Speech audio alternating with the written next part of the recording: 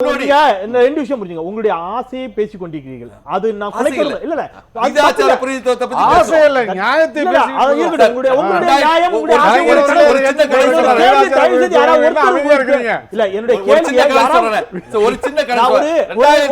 ஒரு தெளிவான விஷயம் மக்களுக்கு போய் சொல்றேன். என்னுடைய கேள்வி தயவு செய்து தெளிவா உள்வாங்கிக்கங்க. இல்ல நான் தான் சரியா கன்வே பண்ணலான்னு தெரியல. என்னுடைய கேள்வி என்பது உங்களுடைய நோக்கத்திலோ உங்களுடைய விதாச்சார ரீதியிலான தேர்தலை பற்றி பேசுவதிலோ தவறே அல்ல. அதை நான் தனிப்பட்ட முறையில் நானும் ஆதரிக்கிறேன். ஆனால் சமூக யதார்த்தம், தமிழக அரசியல் சூழல், மக்களுடைய வாக்காளர்களுடைய மனநிலை என்பது தனி மனித ஆளுமையை மையப்படுத்தி வாக்களிக்கக்கூடிய ஒரு மனநிலைக்கு பழக்கப்பட்ட ஒரு சமூகமாக இருக்கிறது. இந்த சமூகத்தில் உங்களுடைய இந்த கோரிக்கைகளுக்கு எந்த அளவுக்கு மக்கள் மத்தியில் வரவேற்பு இருக்கும் என்று நம்புகிறீர்கள் அப்படிங்கறத என்னுடைய கேள்வி. தெளிவா கேட்கிறேன். மக்களுடைய மனமாற்றத்திற்கான வாய்ப்பும் இருக்கிறது. ஏன்னா இப்ப மதுவிலக்கு பிரச்சனையில எந்த கட்சி எடுத்துன்னு வந்தது, எந்த கட்சி அதிகப்படுத்தியது, டார்கெட் வச்சதெல்லாம் யாரும் பேசல. மதுவிலக்கு ஒழிக்கப்பட வேண்டும். ஏன்னா மே 27 5 மாணவர்கள் அந்த கட்சிகளோட கூட்டணி வச்சவங்க பேசிட்டு இருக்காங்க. ஜூலை 6ஆம் தேதி அதெல்லாம் கூட கூட்டணி வச்சவங்க பேசிட்டு இருக்காங்க. இவங்க என்னமோ கொள்கையோட இருந்த மாதிரியும் நீங்க என்ன கூட்டணி நீங்க பிஜேபியோட நின்னு அவங்க தலைவர் ஜெயிக்கல. ஒரு பதில் சொல்லும்போது திசை திருப்பது என்ன வாக்கு வங்கி திசை திருப்பது தான் கூட்டணி ஜெயிக்கல. விருதுநகர் சொந்த ஊர்லயே ஜெயிக்கல. அப்புறம் என்ன வாக்கு வங்கி? பர்கூரில் ஜெயிக்கல. பர்கூர்ல காங்கிரஸ்ல நீங்க பேசாதீங்க. கொள்கையை பத்தி பர்கூர்ல காங்கிரஸ்ல நீங்க ஜெயிச்சிட்டீங்களா? நீங்க இப்ப எங்க போறீங்க? நீங்க என்னமா அண்ணா திமுக நீங்க தோத்துதே இல்லையா? ரெண்டே காட்டினீங்க. ரெண்டே தான் வந்ததுன்னு போலியா திமுக? உங்களுக்கு என்ன கொள்கை? முதல்ல உங்க கொள்கை என்ன? உங்க கொள்கையை விட எங்க கொள்கை ஸ்திரமானது. மதுவிலக்கு ஈழ பிரச்சனையில நாங்க இன்னைக்கு காங்கிரஸ் நீங்க வீட்டை அடிப்பீங்க, அலுவலகத்தை அடிப்பீங்க, சிவசேனையை வச்சு எங்க கட்சியாளர்களுக்கு அனுப்புவீங்க. நாங்க கேட்க கூடாதா? சிவசேனைன்னு ஒரு ஒண்ணுமில்லாத கட்சியை அனுப்புறாங்க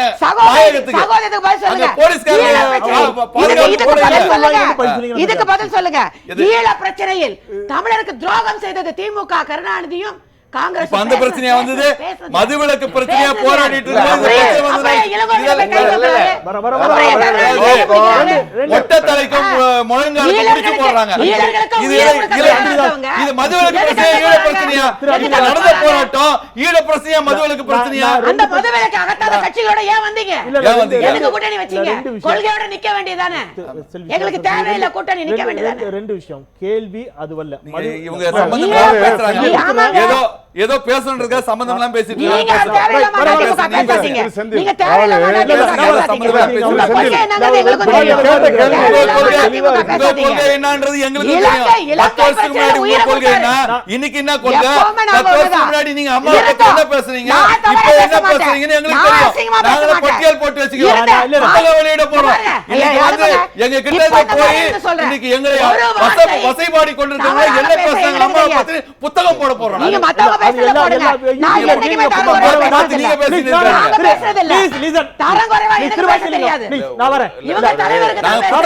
புத்தகத்தை போடுறோம்.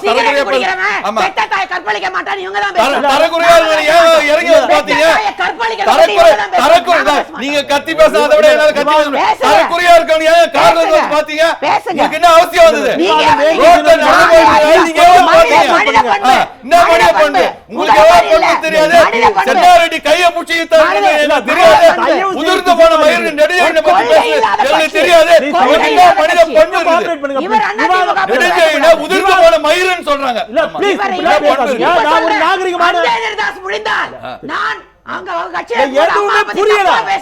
ஒரு வார்த்தை நாளைக்கு வெளியிட்டோம்.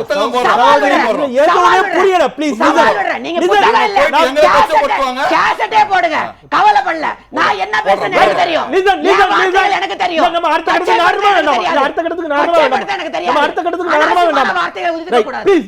எங்க அம்மாவுக்கும் தெரியும் நான் என்ன பேசிருக்கேன்.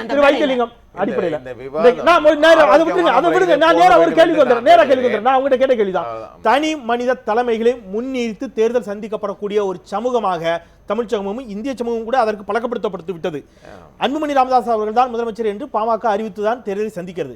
செல்வி ஜெயலலிதா அவர்கள் தான் முதலமைச்சர் என்று அதிமுக தேர்தல் சந்திக்கிறது.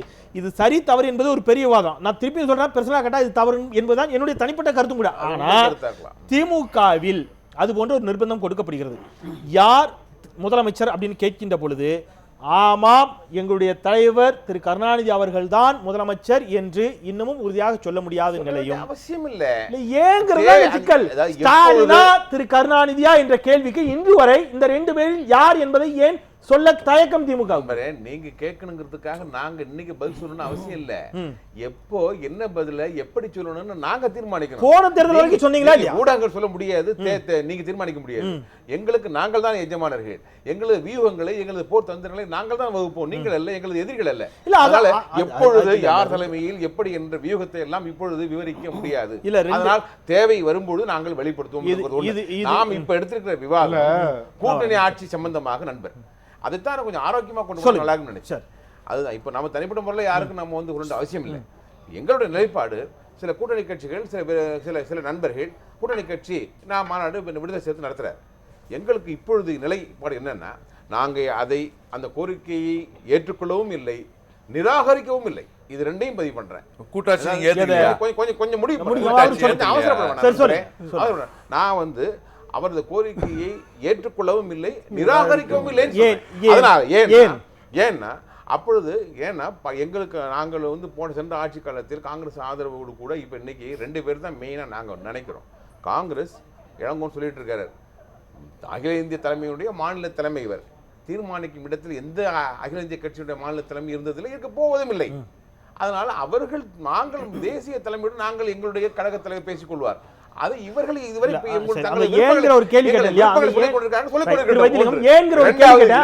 கேள்விக்கான விடையை நான் சொல்றேன். அது சரியா இல்லைன்னா நீங்க மறுத்து சொல்லுங்க. ஏன் அப்படின்னு சொன்னா, தேர்தலுக்கு பிறகு திமுக அறுதி பெரும்பான்மையோடு வெற்றி பெற்றால் அல்லது தனி பெரும் கட்சியாக உருவெடுத்தால் கூட்டணி மந்திரி சபையெல்லாம் நம்ம பேச மாட்டோம்.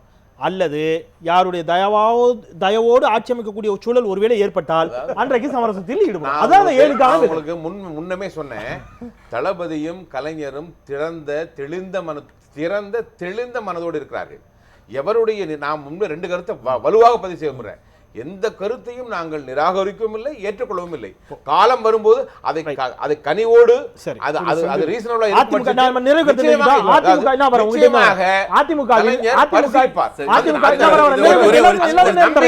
அந்த நம்பிக்கை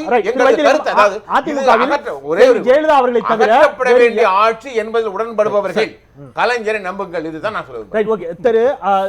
செல்வி ஜெயலலிதா அவர்களை தவிர அதிமுகவில் வேறு யாரும் எந்த முடிவும் எடுக்க முடியாது என்பது எல்லோருக்கும் தெரிஞ்ச. ஆனா ரொம்ப இந்த கேள்விக்கு இவங்களே முடிவெடுத்து பதில் சொல்ல முடியும். இப்ப நான் கேட்கிற கேள்விக்கு கூட்டாட்சியா அல்லது நீங்கள் தனிப்பெரும்பான்மையோடு ஆட்சி அமைப்பீர்களான்னு கேட்டா அதிமுக சிம்பிளா முடிச்சிருவாங்க. எங்களுடைய தலைமையில், அம்மா அவர்களுடைய தலைமையில் நாங்கள் உறுதியாக தனித்து தான் ஆட்சி அமைப்போம், யாருடைய தயவும் எங்களுக்கு தேவையில்லை, அவங்களால உறுதியாக சொல்லிட முடியும். இந்த உறுதி ஏன் திமுகவிடம் இல்லைன்னு தான் என்னுடைய கேள்வி. அவசியம். அதாவது எப்பொழுதும் பலவீனமாக உணர்கிறீர்களா? அப்ப நிச்சயமாக இல்லைங்கிறேன். பலவீனம்ங்கிறது கேள்விக்கே இடமில்லை. ஏன்னா நாங்கள் எங்களது எல்லாவற்றையும் விட எங்களது தத்துவ பலம் எங்களை எப்போதும் காக்கும். நாங்கள் வந்து யாரோ ஒரு ஒத்த நபரை, தலைமையை மட்டும் நம்பியிருக்கிற இயக்கம் திராவிட முன்னேற்ற கழகம் தத்துவத்தினுடைய பின்னணியில் தலைவரை நம்பி கொண்டிருக்கிற இயக்கம். நிறைவு கரெக்டா நான் இந்த கேட்ட கேள்விக்கான சரியான பதில் நீங்களா கொடுப்பீங்க. அந்த மாதிரியான ஒரு சமூகத்தில் நீங்கள் எதை நோக்கி நகர போகிறீர்கள்? இந்த அணியை மக்களிடம் எப்படி எடுத்து சொல்ல போகிறீர்கள்? திரு செந்தில் அவர்களே, நீங்கள் சொன்னது உண்மை. இது இங்கே மட்டும் இல்லை, ஆசிய பகுதிகள் முழுவதும் இந்த மாதிரியான பிரச்சனை, தலைவர்களை நம்புவது இது மாதிரி இருக்குது. ஆனால் அரசியல் என்பது அதை தாண்டி வர வேண்டிய அவசியம் இருக்கிறது. அது மட்டுமல்ல, இன்னும் ஒரு கூடுதல் கருத்து என்னென்னா, ஜாதிய பிடிப்பு எப்படி ஒரு ஜாதியில் பிறந்தவனுக்கு இருக்கிறதோ அதே போல் கட்சி நபர்களாக இருக்கிறார்கள் தமிழ்நாட்டிலையும் இந்தியாவிலேயும். மக்கள் கட்சி நபர்களாக இருக்கக்கூடியவர்களை அரசியல் நபராக மாற்ற வேண்டும் என்பதுதான் எங்களுடைய இலக்கு. அரசியல் ரீதியாக சிந்தித்து வாக்களிப்பதும் நடவடிக்கை எடுப்பதும் ஈடுபடுவதும் என்கிற ஒரு விழிப்பை ஏற்படுத்துவது என்பதுதான் தேர்தல்களில் இருந்து அனைத்து அரசியல் கட்சிகளும் செய்ய வேண்டிய ஒன்று. எனவே அந்த அடிப்படையில் தேர்தல்களே தெளிவுபடுத்துவதற்கான ஒரு வழிமுறையாக நாங்கள் பார்க்கிறோம். அந்த வகையிலே இந்த முறையிலிருந்து உடைத்து தெளிந்த அரசியலை கொள்கை ரீதியாக அலசி பார்க்கக்கூடிய மனோதிடம் உள்ள மக்கள் சமூகம் படைக்கப்பட வேண்டும். அதற்கான ஒரு விஷயமாக தான் தேர்தலை நிறைவு கருத்தாக. தேர்தலுக்கு 47க்கு முன்பு நாங்கள் ஒற்றை ஆட்சியின் கீழ் இருந்தாலும் கூட 47க்கு பிறகு ஃபெடரலிசம் கூட்டாட்சி என்பது அரசியல் நிர்ணய சபையில் ஏற்றுக்கொள்ளப்பட்டது. இருந்தாலும் கூட ஃபெடரலிசம் என்கின்ற வார்த்தை அரசியல் சட்டத்தில் எந்த இடத்திலும் இல்லை.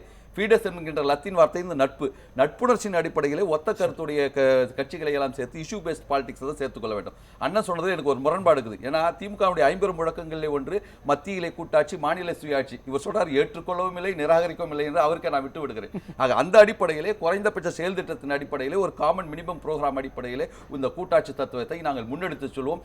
மக்கள் சார்ந்த மக்கள் பாதிக்கப்படுகின்ற பிரச்சனைகளை நாங்கள் முன்னெடுத்து செல்வோம். தேர்தலிலே இதை வெற்றி காண்போம் என்கிற நம்பிக்கையோடு இந்த கூட்டணி நகர்கிறது. திமுகவின் 50 முழக்கங்கள் அல்லாது திரு அறிஞர் அண்ணா அவர்களுடைய 50 முழக்கங்கள்